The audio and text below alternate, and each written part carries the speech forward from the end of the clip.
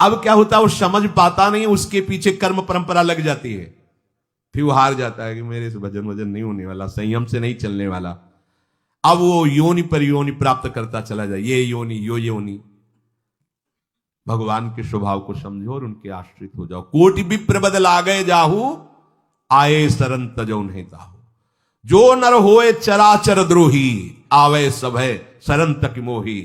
तज छल कपट मोह मद माना, करूं शब्द ते साधु समाना। एक बार जीवन को प्रभु के चरणों में अर्पित कर दो, बस प्रभु सब संभाल लेंगे अपने बल से। अपने बल से संभालने का तात्पर्य है आप उनकी आज्ञा पालन का प्रयत्न करो। प्रयत्न की सफलता प्रभु के द्वारा होती है। जब हम प्रयास करते हैं ना, तो प्रभु हमें आगे से आगे रास्ता देते चले जाते हैं। और ये जन्म भगवत प्राप्ति होनी ही चाहिए।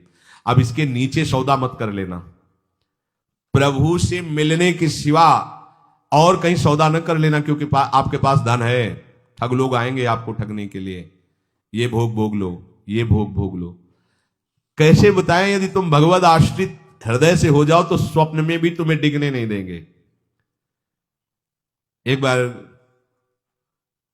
किसी उपासक ने अपना अनुभव बताया कि स्वप्न में उसके सामने कई भोग सामग्रियां से भरा हुआ मकान, सब व्यवस्था, वो एक बहुत सुंदर तरुणी, बस हमने आपको पसंद कर लिया। ये स्वप्न की बात, हमने आपको पसंद कर लिया, हम जिसकी खोज में थे वो आप हमें मिल गई, बस अब तो हमारे जीवन धन आप ही हो।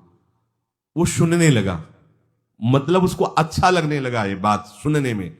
इतने में ही एक देवी प्रकट हुई, इतना सुंदर रूप कि करुणा बरस रही थी उस रूप से, और स्पष्ट कहती ये छल है, ये कपट है, झुकना मत, देखना मत, इसकी सुनना मत। यदि सुन लिया और इसके प्रलोभन में झुक गए और इसको देख लिया तो तुम चले जाओगे, तुम्हारा आंख खुल गई।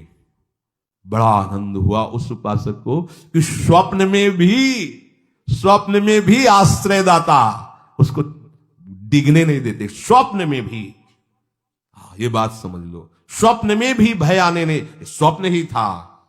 हो सकता था स्वीकृति उस उपासक के हृदय की हो जाती, लेकिन जगने पर हाहाकार मच जाता कि कैसे स्वीकृति हो गई। पर देखो, जिसका आश्रय लिए वो उससे सुंदर रूप लेकर खड़ा हो गया और समझा रहा है छल है, कपट है, झुकना मत, देखना मत। आप तो केवल आश्रित होके तो देखिए, जागते हुए, सोते हुए, स्वप्न में, ये तुम्हारी अवस्थाएं, प्रभु की नहीं है।